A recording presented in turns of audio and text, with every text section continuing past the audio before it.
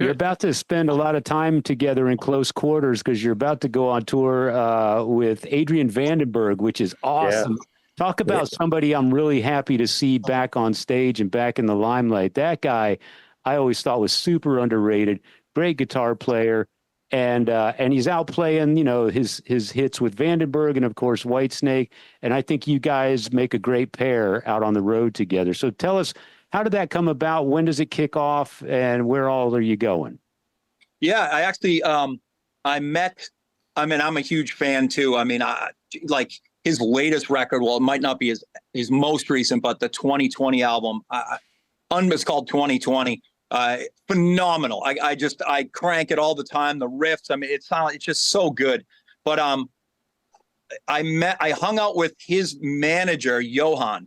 And I met him, and we became buddies on Monsters on the Mountain the last time, and Bad Marriage played that festival, and I just became friendly with him, and then we reconnected on the Monsters of Rock cruise. We sat down for coffee. He wanted to know what's going on, if he could help in any way. I told him that we were getting Tommy in the band, or he might have just joined, I forget, and he was intrigued by that. And I said, look, if anything ever, you ever need Bad Marriage, we'd love to support Vandenberg. I think, it'd be incredible. And he hit me up, and he said, hey, I got an East Coast run. We'd love to have you guys as direct support. And I was psyched. I was floored. So yeah, that's basically how it happened. I did meet Adrian. He introduced me to him briefly on the cruise, and he was a kick-ass dude. And I think it's going to be really fun. Tommy, do you have any history with Adrian from back in your Tesla days? Did you guys ever? You know what? Not really, other than I think I met him at a Whitesnake show, maybe when he came through Sacramento one time. And I'm not even sure, man. I wasn't behaving myself now. I don't know. Oh. I don't remember a lot of shit. Yeah. All right. Well, you'll probably remember this tour at least. I think I did meet him, though, actually, in Sacramento one time. Yeah, and I mean, Bad Marriage has had some really notable tours. You've mentioned already Tesla. I know you went out with Buck Cherry. You went out with Glenn Hughes. I saw in doing my research, I went to your website and I saw you did a radio interview with some guy, I guess in your area, and you were talking about a show you did with Eddie Money, and that. Yeah. Now, there's a name that doesn't get mentioned enough on this show, so I want you to tell me about opening for Eddie Money, and what was that like? That was absolutely amazing. I mean, after that show, he was so cool, and it was just so like mind blowing to me and our guys. We have a song, one of our songs, and in the middle of it, we started breaking into "Shaken" by Eddie Money, just because it just worked, and we just felt we needed to do it. But it was in Boston. We got the call, and again, this was when Bad Marriage was kind of coming up. It was before we were touring. We had got any tour offers, but any national that would come through New England, we were one of the rock bands that would get a call because we had a decent fan base around here, and so we got to. I mean, Scott Weiland was another one. We got to play with him, I think 9 days before he died, so that was a trip. But anyway.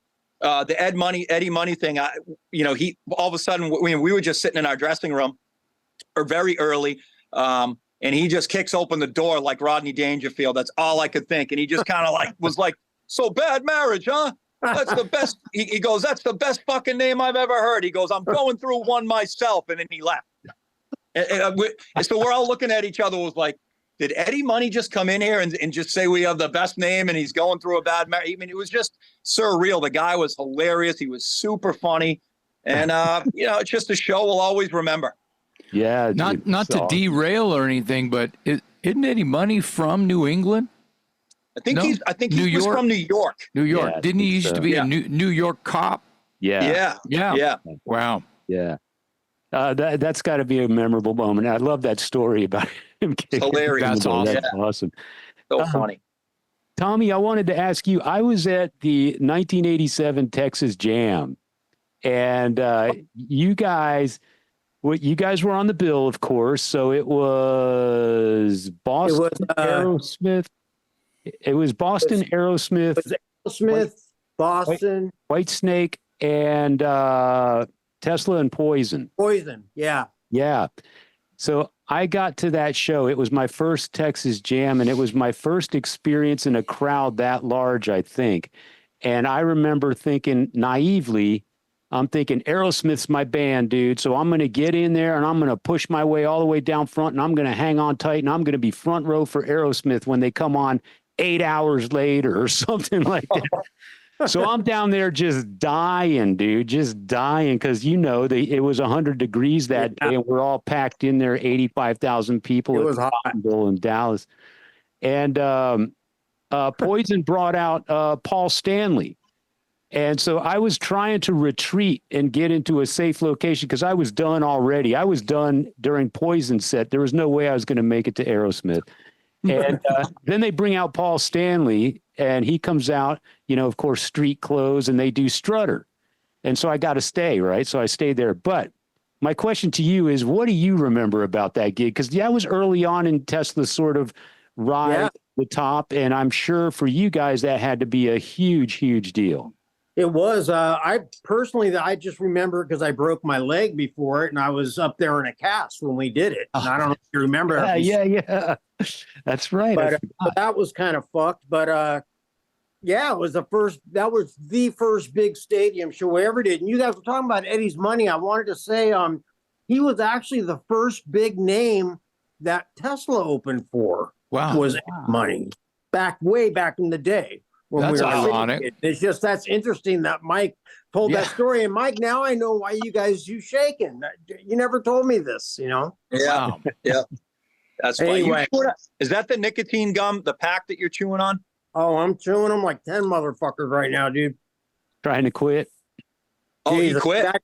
I quit smoking, and it's like a fish out of water every day. I'm just fucking lost, man. So I play guitar all day because I don't know what else to do with myself. And if I just sit there for a minute, I just go back to the guitar. But now I'm doing this, so I'm eating the fuck out of these nicotine pouches. Like, guys, I cannot believe that he quit smoking. It is the most awesome thing.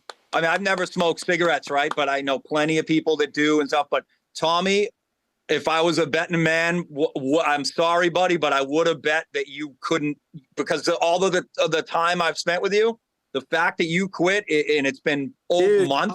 I knew I would. That's why I finally stopped, you guys, just because I could feel it was fucking killing me. And that's what made me stop. And it's better now, but I knew I would. I told you. Unbelievable. I can't believe it. Well, I hear it's really fucking hard. It is. Quit. It's hard to. I've been quit now for 2 months, and I'm still. If I didn't take these nicotine pouches, I'd be dead. I'm serious, man. I don't think I could handle it. I've come off some heavy shit myself, but this is. It's like a life. It's like a whole life change for me. Oh, of course. I'm sure. I'm sure. Totally. Congratulations, and man. Keep it up, man. That's great. Yeah, I'm doing it because I have to. Though I could feel the COPD, and it's gotten better though in the last 2 months. I gotta say. Oh, that's good. Yeah. So, back to Texas Jam real quick. Besides having a broken leg, was there anything memorable about that day for you guys? I mean, you must have come off stage and looked at each other and went, "Did that just happen?" Yeah, kind of like that. My broken leg was a bummer for me, but we had been touring for a while, and we were by no means jaded. It was our first year or two out there, but I remember CC DeVille jumping in. There was like a big pond thing in the back with a big fountain in the middle. And I remember when they were done, he came back and jumped in that motherfucker, man. And I wish I had done that because it was fucking hot. It was hot. It was. Yeah. You would have fucked up your cast, bro. Oh man, I mean, that was funny though. Yeah, CC's funny. We toured with them later on. I did a whole 9-month tour in the '89 or something, but. So they became friends. Cool. Yeah. What ultimately led to you leaving Tesla? I mean, it's been kind of reported here and there, but I'm going to hear from the man himself. Basically, man. I was doing a lot of dope in a nutshell, just too much dope, and I was kind of becoming a little disillusioned towards the end, although I wouldn't have left because, I wanted to make the extra ducats, right? But it's not a good reason to stay either. So I just got fucked up, man. And so they just got tired of it. And they said, fuck you, man. And I said, yeah, I get it, you know. And Yeah. that was that, you know, and it was, I told Mike the other day, I think I retired for like 15 years, kind of, you know. Yeah, you did kind of disappear, at least from the I mean, public I eye. still made like some stupid solo punk records I made, and I played guitar and, you know, I played, but yeah, I didn't really do anything internationally or nothing like that. Yeah.